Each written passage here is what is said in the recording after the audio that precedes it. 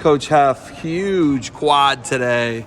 Some nationally ranked squads come in, coast-to-coast duels, New Jersey, Delbarton, Clovis out of California. You guys look like you were hitting on all cylinders. Yeah, DCC, it was a long time in the making these quads up is a hard thing to do to get everybody traveling together, and I appreciate these guys coming. It was a fun duel, and the Delbarton guys are a lot like us, man. They're good guys.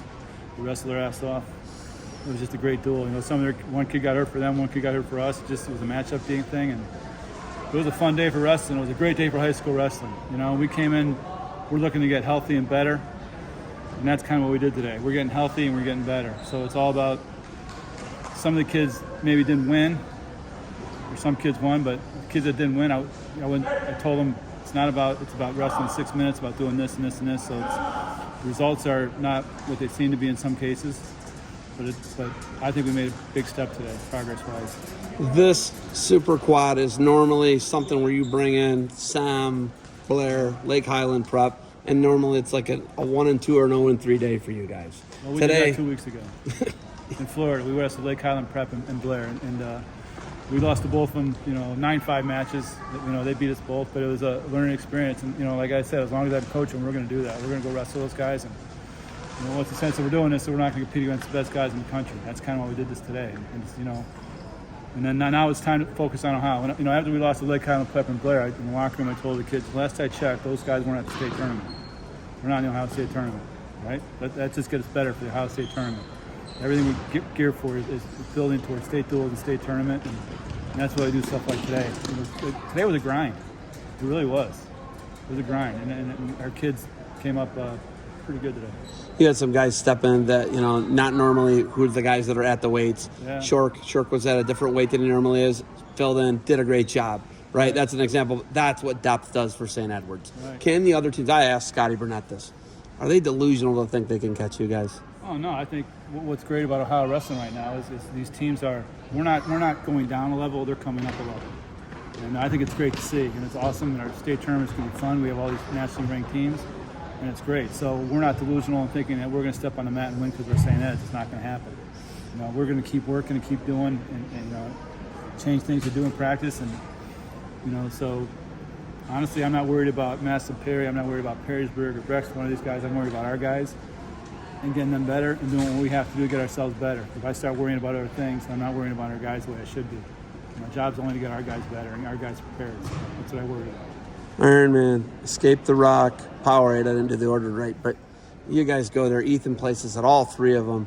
Obviously, Carson places at all three of them, wins two of them. Connor Whiteley places at all three. Yeah, Whiteley's a stud. Whiteley, the weight's loaded. Yeah. 13, 20, and 26, three of the best weights I've ever seen in a Division I state tournament, historically in the last 25, 30 years. Yeah. Those guys are all at that weight, Timar, right?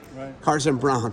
These guys, they're battle tested. They're ready to go, right? Yeah. What do you got to do to get to sweep those guys that I just said and have them all win titles this year? What do I have to do? I have to sit in a chair and watch it, basically. What they got to do is they got to keep doing, working hard, perfecting what they're doing. There's little things like when Connor Whiteley wrestled a kid from Delbarton today who was a stud. I think he's ranked 5th or 6th in the country, and he won the Powerade. And there was a couple little things that he could have done maybe better, maybe getting out more. When he's offensive, he's good as hell, right? When Timar wrestles and flurries like he did, someone said to me at the end of the match he looked tired. Well, did you see the first 30 seconds of that match? It was the craziest kind of flurry I've ever seen. Timar wrestles his ass off. But Carson Brown is probably, outside of Marcus Blaze, the second best wrestler in Ohio right now. I put that up against anybody. I think he's really, really good right now.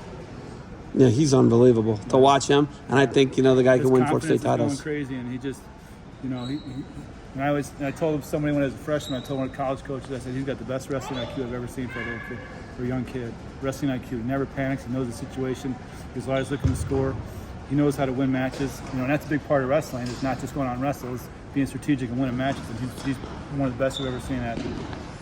When I look at your alma mater, Iowa, you got two guys that are Who going. won the match today? I don't even know. Iowa, 24-13. How did Patty do? I did not get that. I was calling matches all day, man. First I heard of it. Yeah, Iowa won 24-13. But Go Hawks. there we go.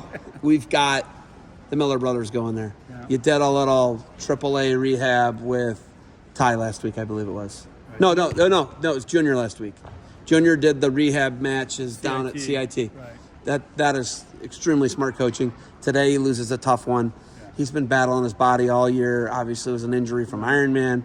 But how do you get those guys in top form to finally win state titles? Today was all about 6 hard minutes of wrestling. I didn't give a crap if they won or lost the matches. It was about 6 hard minutes of wrestling because they have two weeks for the duels and they got another 6 weeks for a state tournament. They didn't remember how to win matches. They know how to win matches. They need to get in wrestling shape, in 6 minutes hard shape. And today they were pushed. They were pushed 6 minutes. And then maybe they won, maybe they lost, but it didn't matter to me. And I told them this after the match. I said, you guys made progress today because you wrestled 6 hard minutes. Something you can't really duplicate in the practice room. You wrestle as hard as you can in practice, but it's not like 6 hard minutes in a match.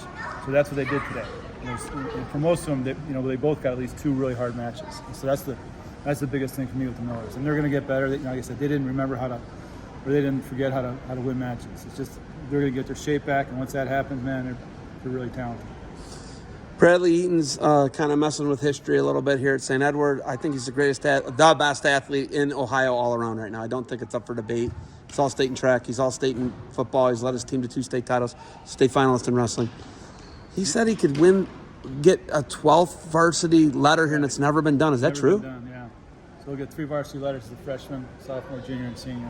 As a freshman, he got a varsity letter in soccer, not football. And then he transferred, and he didn't even play football as a freshman. Then he stepped in as a sophomore and started, the starting safety. And I think him and Nate Gregory set a school record for starting like 69 games for the St. Ed's, or something like that. They were in playoffs every year, but these guys played 15. Well, it could have been that, maybe 49 games, whatever it was. But the thing about Bradley Eaton, he's going to Princeton, so he's an all-around, just an awesome kid. Yeah. So I think the best all-around athlete in Ohio. Would you agree with that? I would say he's up there. I can't say for sure because I don't know every athlete, but I can't imagine too many other athletes like he is right now. It's pretty incredible, right? Yeah, he's pretty incredible. He's and an then incredible kid. Ethan's sick of the legendary work ethic. Ethan could have made it at Iowa, I think, but Ethan could have made it anywhere he wanted to go. Ethan's I always call him as an old Iowa wrestler, just hammered and tough and good on top and he's good in all positions. that could be a Navy SEAL. Yeah, I think he's a quiet leader in our team. We don't have a lot of vocal guys, but between him and Carson and Butler and those guys, what they do every day in practice, it's really gets the rest of the team going. Gregory's the defensive player of the year. Doesn't come out for wrestling. It doesn't even seem like it hurts you guys. Oh, it hurt us, but we've got Henderson and we've got to get him going. We're gonna need 14 guys. It's not about 1 or 2 guys winning a state title. We need 14 guys. So we're gonna. It's all part of the team. So we got to work. Every guy is as important as the last guy. Okay. I know we got a banquet or something going on. You feed the teams. You're a nice guy. Teams, yeah. I always like that. I know you're a nice guy. Yeah. Got anything else for me, Coach? I don't. Thanks Coach, for being here today. Coach, thank you for the time. Good luck to you guys moving forward. Good luck with the state duels and the state series. Thank you.